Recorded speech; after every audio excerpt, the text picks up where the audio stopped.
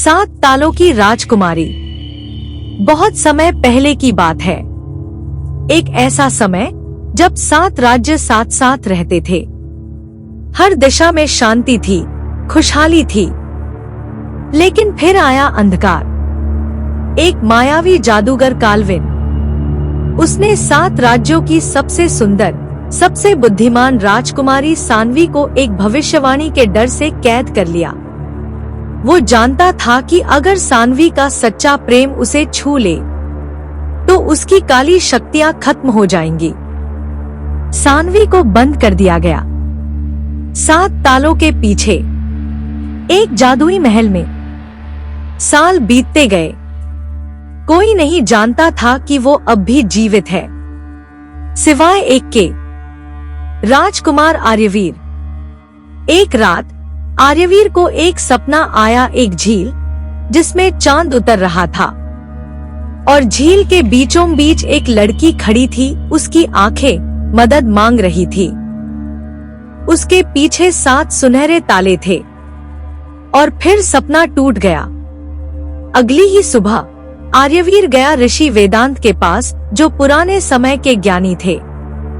वो बोले, ये सपना नहीं है राजकुमार, ये एक पुकार है। राजकुमारी सान्वी अब भी जीवित है और तुम्हें ही उसे मुक्त करना है। 7 ताले हैं, 7 परीक्षाएं। यदि तुम सच्चे प्रेम, साहस और बलिदान से ये रास्ता पार कर पाओ, तभी वह मुक्त होगी। आर्यवीर ने झुककर प्रण लिया, मैं लौटूंगा, लेकिन अकेला नहीं। सान्वी मेरे साथ होगी। और फिर शुरू हुई उसकी यात्रा। पहला ताला, साहस की गुफा। एक अंधेरी, डरावनी गुफा, जहां हर कोई अपने सबसे बड़े डर से सामना करता है।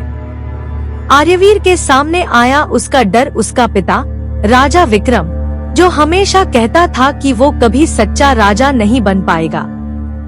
लेकिन आर्यवीर ने उसकी आंखों में देखा और कहा, मैं खुद पर विश्वास करता हूँ।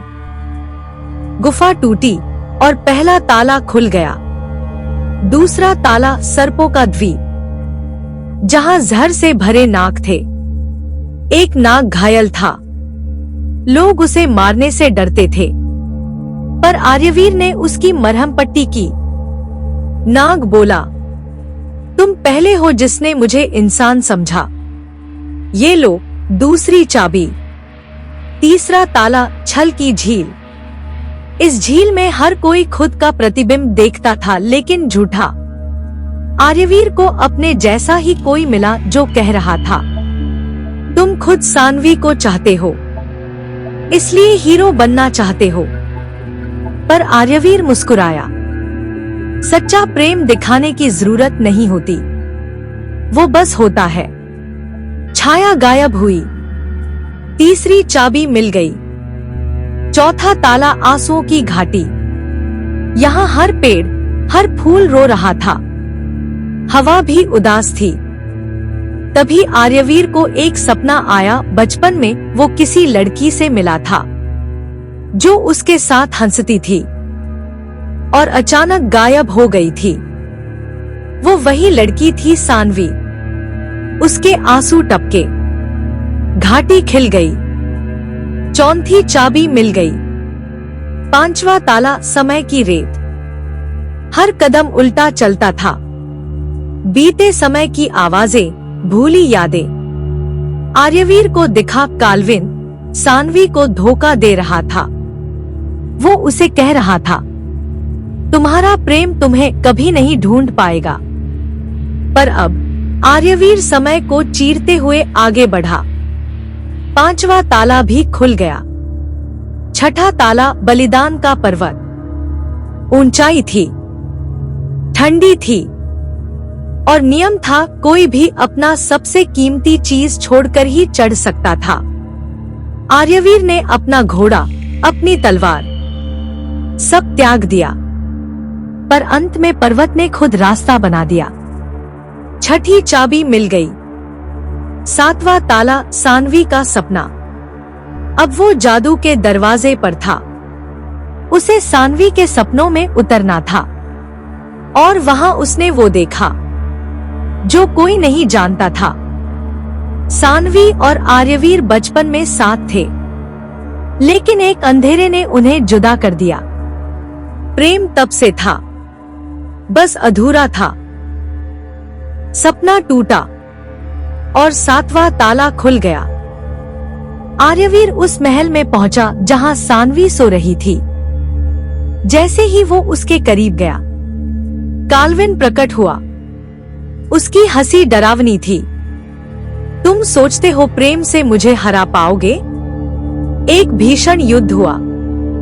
आर्यवीर घायल हो गया, गिर पड़ा, आंखें बंद हो गई। सानवी की आंख से एक आंसू गिरा और वो आंसू आर्यवीर के दिल पर गिरा।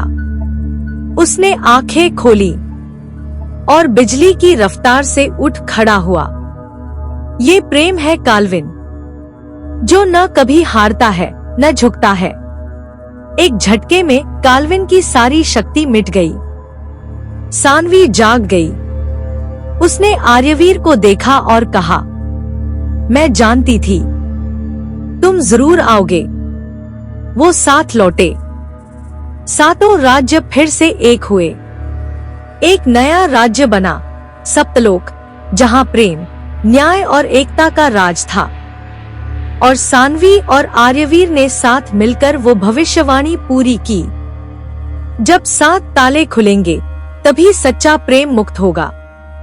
कहानी खत्म, लेकिन प्रेम की शक्ति कभी खत्म नहीं होती।